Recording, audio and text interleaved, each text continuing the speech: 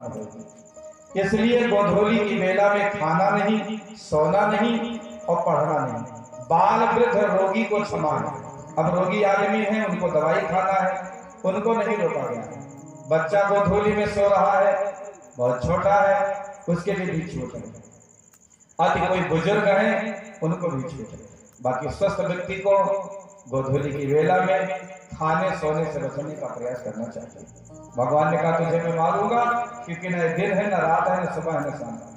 उसने कहा मुझे आशीर्वाद है, न जल में मरूं, न थल में मरूं, न आकाश में मरूं, न पाताल में मरूं। भगवान ने कहा नालायक, तेरा पेट में अपने जांघ पर फाड़ूंगा। तो कहा तो भी नहीं मार पाओगे, मुझे वरदान है, न बाहर मरूं न भीतर मरूं। भगवान कहते तो इसको मैं तेरी ड्योढ़ी पर मारूंगा।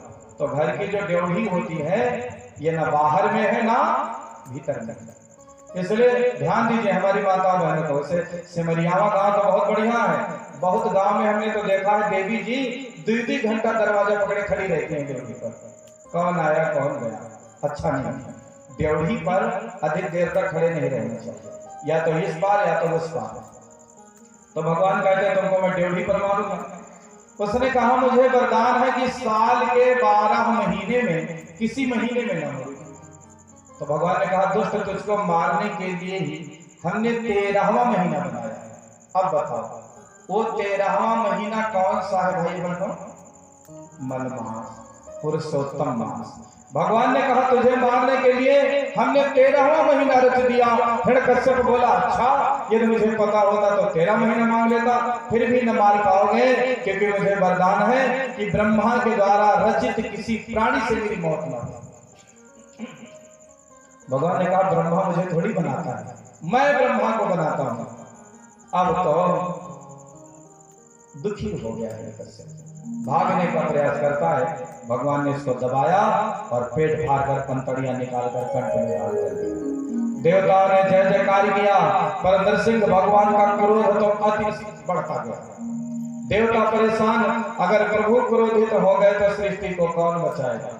किसी देवता में हिम्मत न पड़ी भगवान के पास जाने की। नरसिंह का स्वरूप इतना भयावह और डरावना हो गया।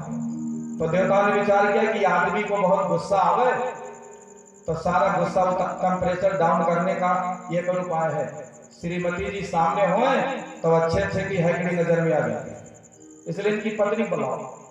अब क्रोध कुल चला जाए। देवता दौड़े गए वैकुंठ में, मैया चलो आज बहुत नाराज है पिताजी।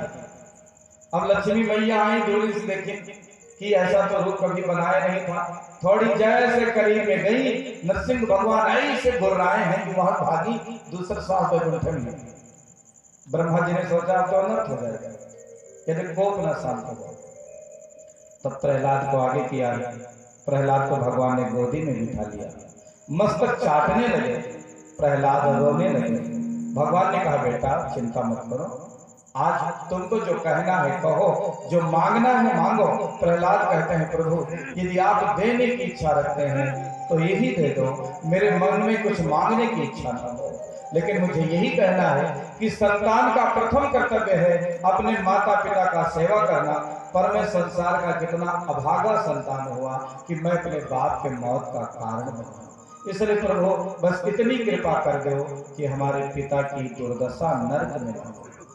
भगवान ने प्रहलाद का सिर सहलाते हुए कहा बेटा जिसका बेटा तेरे जैसा हो उसका बाप नरक में जाए नहीं बेटा, वो तो तुम्हारे बाप है। बाप क्या, प्रहलाद जैसे संतान जिस कुल में पैदा हो जाए उसकी 21 पीढ़ियां तर जाती हैं। भागवत महापुराण में ऐसा लिखा है। कितनी पीढ़ियां? 21। 7 पीढ़ी बाप की, 7 पीढ़ी नाना की और 7 पीढ़ी ससुराल की।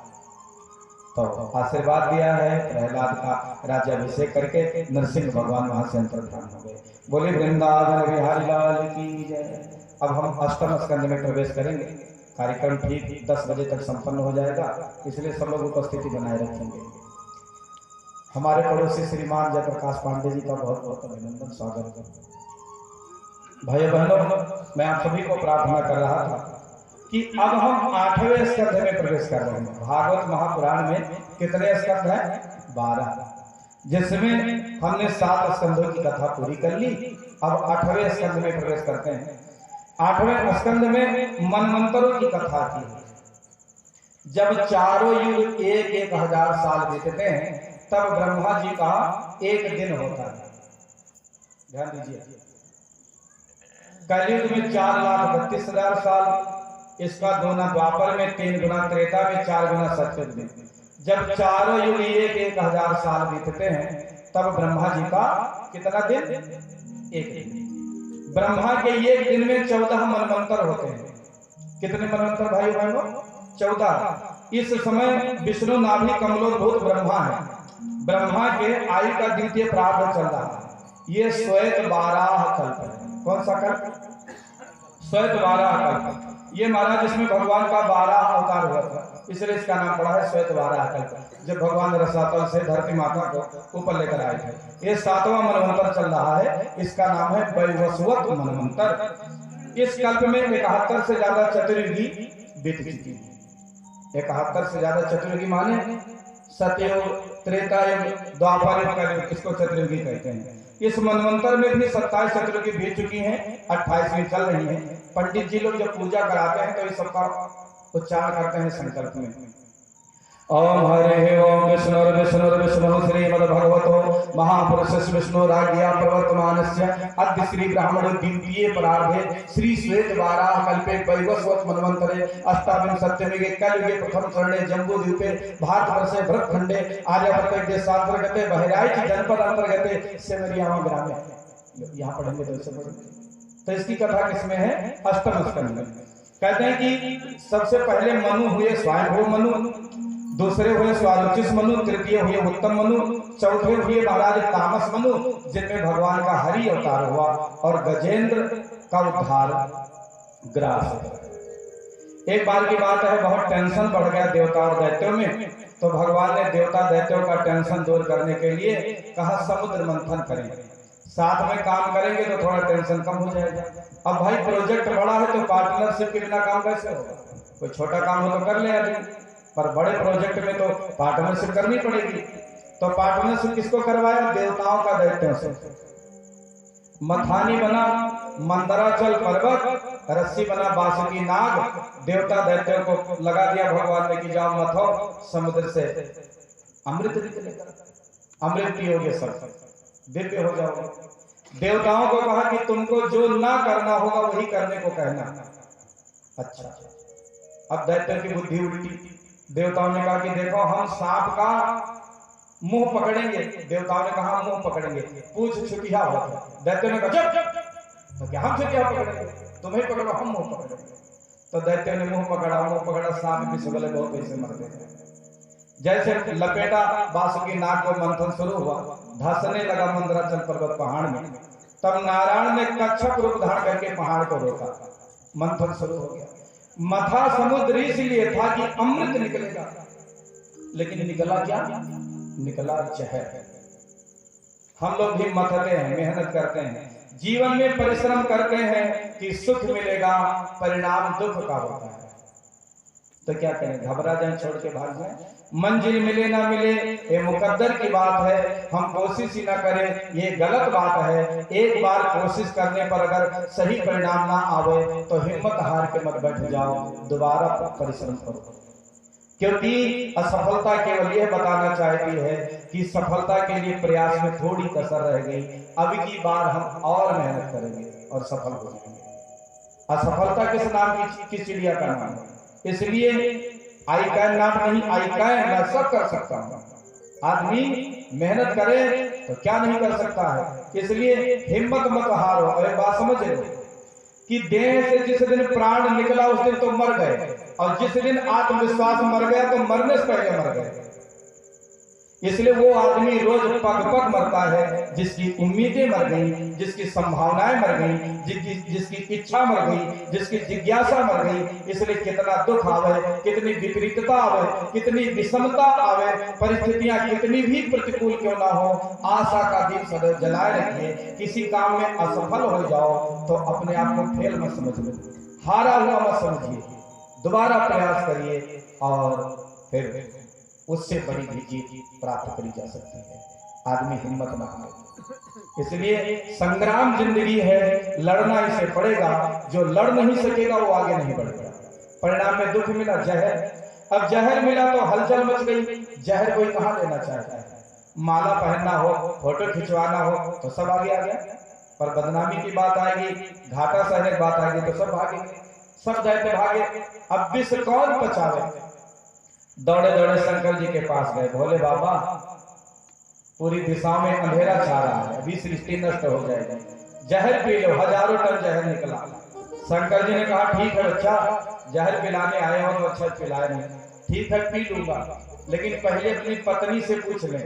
पुरुषों का कर्तव्य है कि घर के बड़े कामों में पत्नी से जरूर निर्णय ले, क्योंकि ग्रह लक्ष्मी कहा गया है नारी को।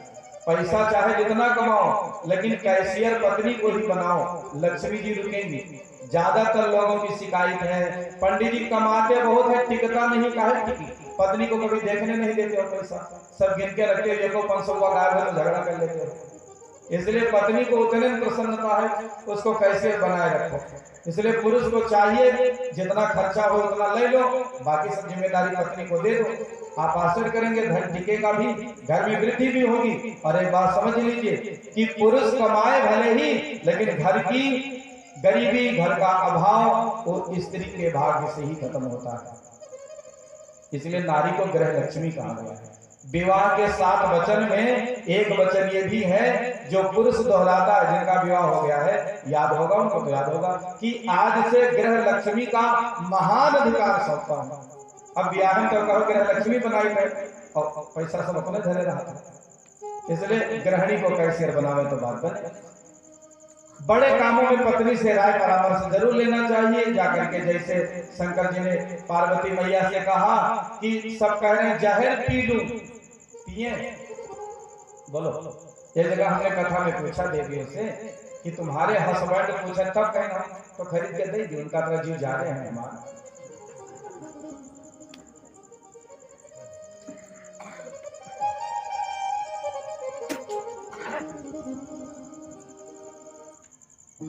शंकर भगवान ने कहा जहर पी लूं, पार्वती मैया ने कहा पी लो। इसका मतलब आज की नारी को नहीं कह देना है। माता पार्वती ने क्यों कहा था, वह शिव जी के प्रभाव को जानती थी कि विष उनका कुछ नहीं बिगाड़ सकता है, इसलिए कहा था। जगत कल्याण के लिए कहा था। शिव जी ने विष पिया, न पेट में उतारा, न मुंह में रखा, कंठ में रोक दिया, इसलिए शंकर भगवान का नाम पड़ गया नीलकंठ। जब आप हरिद्वार के आगे ऋषिकेश जाते हैं तो ऋषिकेश के आगे पहाड़ी पर आज भी भगवान सदाशिव नीलकंठ के रूप में विराजमान है। बोले शंकर भगवान की जय। फिर मंथन चलता रहा भैया। अब तो निकला उच्चैश्रवा नामक घोड़ा जो दैत्यों के राजा बलि ने लिया, ऐरावत नामक हाथी निकला जो देवताओं के राजा इंद्र ने लिया, कौस्तुभ मणि निकली जो नारायण ने लिया, लक्ष्मी निकली जो नारायण ने लिया, अर्ध चंद्रमा निकला जो शिव ने लिया, बारुणी निकला जो दैत्यों ने लिया, पारिजात वृक्ष निकला स्वर्गलोक में चला गया, अप्सराएं निकली स्वर्ग में चली गई, रमा निकली तो नारायण ने ले लिया। इस प्रकार महाराज रथ निकलते रहे 14वें रत्न के रूप में। धीरे धीरे समुद्र मथते मथते कार्तिक महीने की कृष्ण पक्ष की त्रयोदशी तिथि आ गई। कार्तिक अंधेर तेरस को क्या होता है बताओ भाई? धनतेरस। उसी दिन धर्मंतरी ऋषि अमृत का कलश लेकर प्रकट हुए। जैसे अमृत का कलश लेकर प्रकट हुए, दैत्य अमृत छीनकर भाग गए। अब भाग गए तो छीना झपटी मची। पुराना जमाना लोग उड़ते थे आकाश में, जमीन पर चलने की आवश्यकता नहीं थी, उड़ लेते थे। उड़ते उड़ते वे सीधे पहुंच गए कहां? हरिद्वार। बोलो भागवत भगवान की जय। वाह भैया, श्रावस्ती से हमारे अवधेश भैया आए हैं, बहुत बहुत स्वागत। तो बंधुओं, उड़ते उड़ते वो हरिद्वार पहुंच गए। हमारी माताएं बहनें बतावें, हरिद्वार में कौन सी नदी है? बोलिए भाई। गंगा मैया।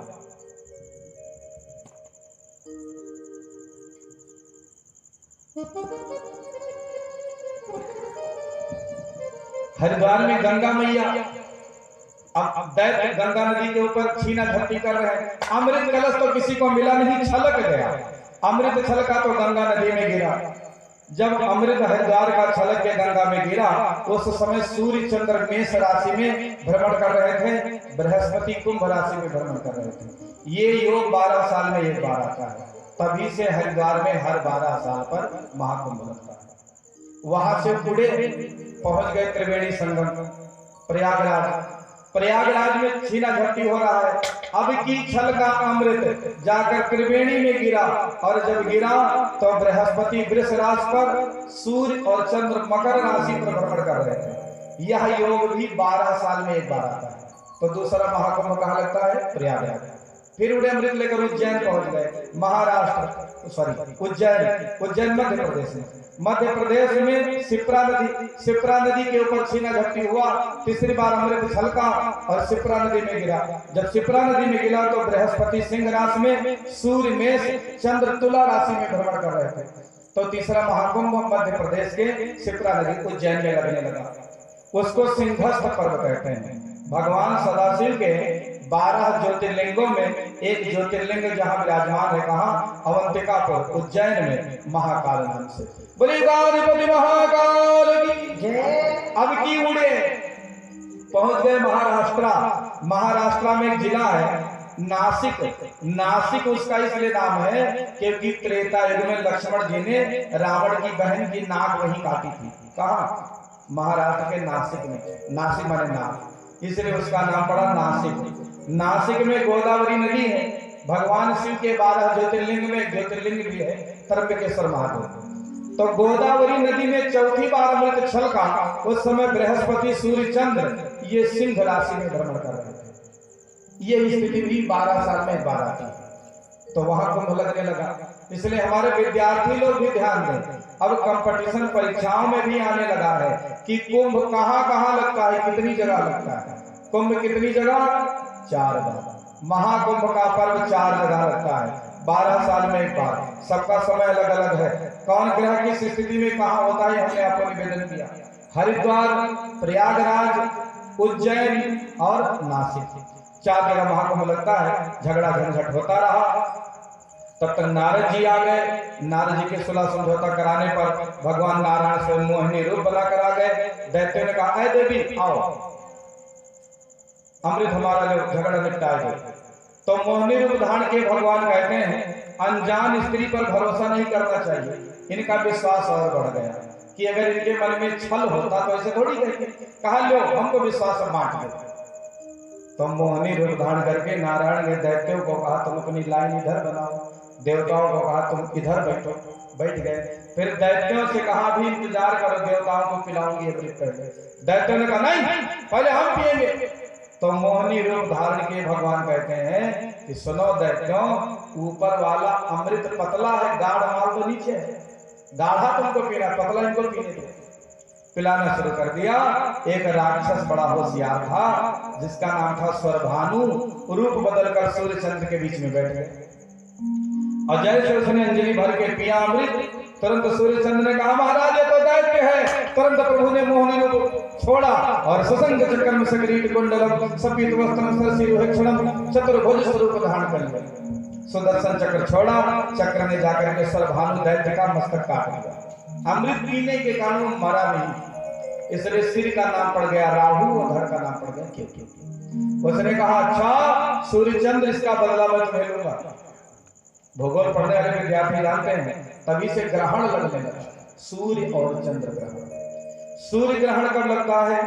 अमावस्या को, जब राहु और सूर्य का सामना होता है। हर अमावस्या को नहीं, वो ज्योतिष में पहले से बता दिया, पत्रा में पहले बता दिया गया। अमेरिका लाखों डॉलर खर्च करके जिस ग्रहण के बारे में पता करता है, हमारे काशी के विद्वान 25 रुपए पत्रा में साल भर पहले लेकर गए थे। 25 रुपए पत्रा में लिखकर हमारे आ जाता है। तो सैटेलाइट बनाता है, लाखों डॉलर खर्च करता है तब पता करता है। और पूर्णमासी को चंद्र ग्रहण लगता है जब राहु और चंद्रमा आमने सामने होते हैं, पर हर महीने में नहीं। पर हमारी माताओं बहनों को तो क्या कहें। एक बहन जी का फोन आया, पंडित जी ग्रहण कब लागे? तो उनका ग्रहण तो नहीं, कहीं मोबाइल में बताओ तुम। तो उनका मोबाइल में तो रोजे ग्रहण, तो टेलीविजन मोबाइल यूट्यूब वाले रोजे ग्रहण लगाया। तो ग्रहण केवल 2 तिथियों में लगता है, अमावस्या और पूर्णमासी। अमावस्या को सूर्य ग्रहण, पूर्णमासी को चंद्र ग्रहण। लेकिन हमेशा नहीं, पंचांग में उसका उल्लेख पहले से कर दिया जाता है। इस प्रकार देवताओं ने अमृत पर पी लिया, देवासुर संग्राम हुआ, दैत्य मारे गए। दैत्य की मृत्यु हो गई तो दैत्यों के गुरु शुक्राचार्य ने अमृत संजीवनी विद्या के द्वारा सभी दैत्यों को जीवित कर दिया। दैत्यों के राजा बलि ने अपने गुरु शुक्राचार्य से कहा कि गुरुदेव, अब देवताओं पर विजय कैसे प्राप्त करें? तो उनके गुरु जी ने कहा, सुनो, 3 काम करो, गुरु सेवा, गौ सेवा, संत सेवा। 3 काम आदमी करे तो बड़ी बड़ी उपलब्धि प्राप्त कर सकता है। गुरु सेवा, गौ सेवा, संत सेवा। प्रहलाद ने, प्रहलाद के पोता है कौन? बलि। प्रहलाद के सगे पोता है बलि। बलि ने तीनों काम किया और अपार शक्ति आ गई इनके अंदर। अपनी सेना के साथ आक्रमण किया, देवताओं को हरा दिया, त्रिलोकी नाथ बन गए, तीनों लोक के राजा बन गए। अब देवता दर दर भटके, छटपटाए। देवताओं की अम्मा अदिति परेशान, वह कश्यप मुनि के पास गई। महाराज, हमारे बच्चे श्रीहीन घूम रहे हैं, उनकी सुरक्षा कैसे हो? कश्यप कहते हैं कि जिसको गुरु का आशीर्वाद प्राप्त हो उसको मारा नहीं जा सकता।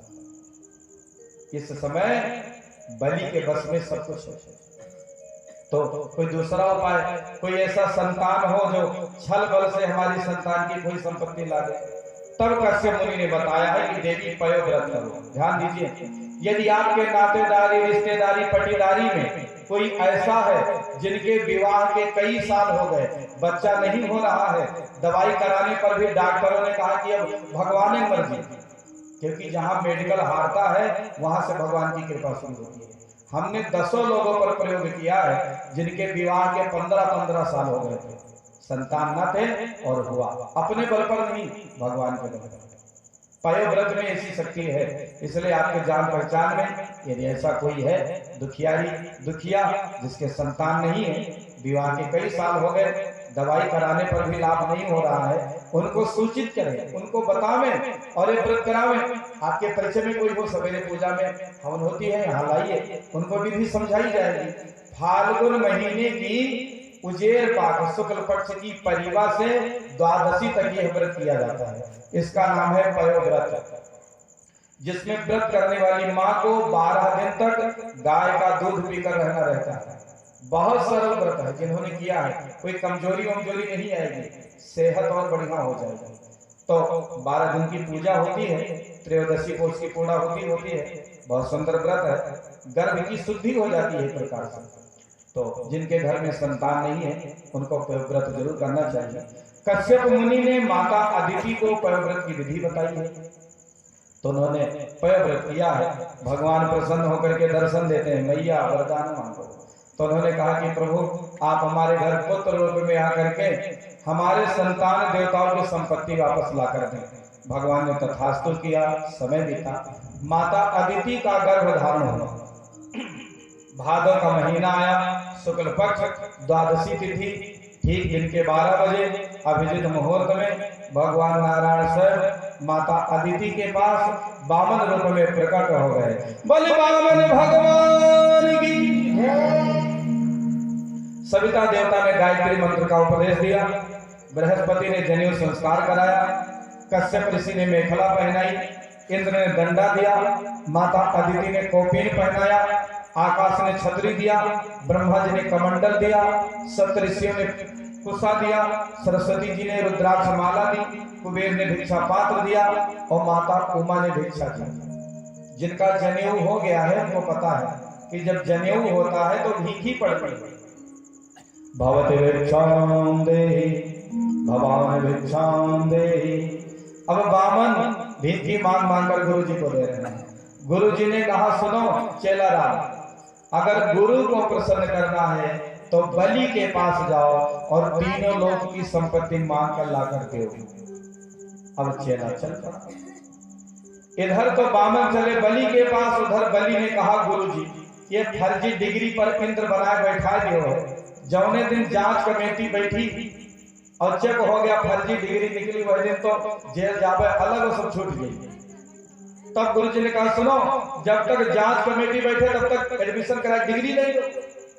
अरे भाई, जब जांच होगा डिग्री तुम्हारे पास ना रहेगी तब तो आप है, और जब सर्टिफिकेट मौजूद तो क्या होगा। तो महाराज, इंद्र बनने की डिग्री है जो 100 अश्वमेध यज्ञ कर ले वो इंद्र बन जाता है। गुरु जी ने तुरंत दीक्षा दी यज्ञ की, यज्ञ शुरू हो गया। 100 यज्ञ पूरे हो गए, 99 यज्ञ पूरे हुए, 100 यज्ञ की दीक्षा ली। जैसे 100वां यज्ञ आरंभ हुआ, यज्ञ कर रहे थे, एक कौतूहल हुआ कि यज्ञ करते करते एक दिव्य दृश्य दिखा। बोलो भागवत भगवान की जय। हिमांशु भैया कहाँ है?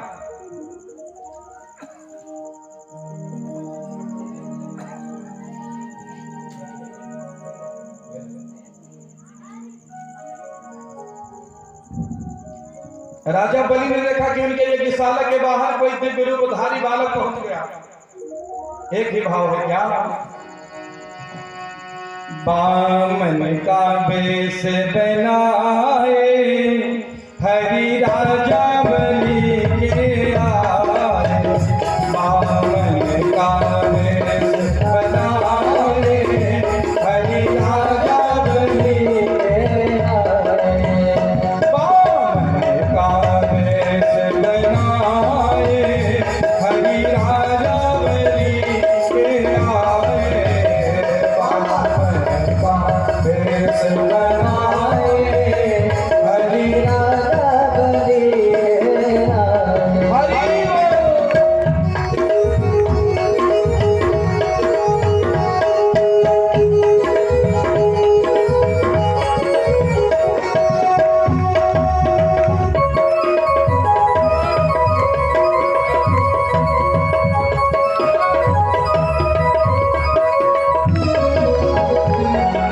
सब लोग बैठ जाइए, कोई खड़े नहीं रहे।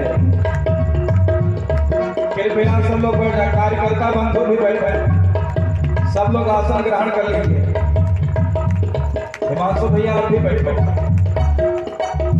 बामन का वेश बनाए हरि राजा बलि के आए, बामन का वेश बनाए हरि राजा बलि के आए, उनके नन्हे नन्हे हाथ, उनके नन्हे नन्हे पाँव, उनके नन्हे हाथ, उनके नन्हे नन्हे पाँव, मृग छाला बगल में दबा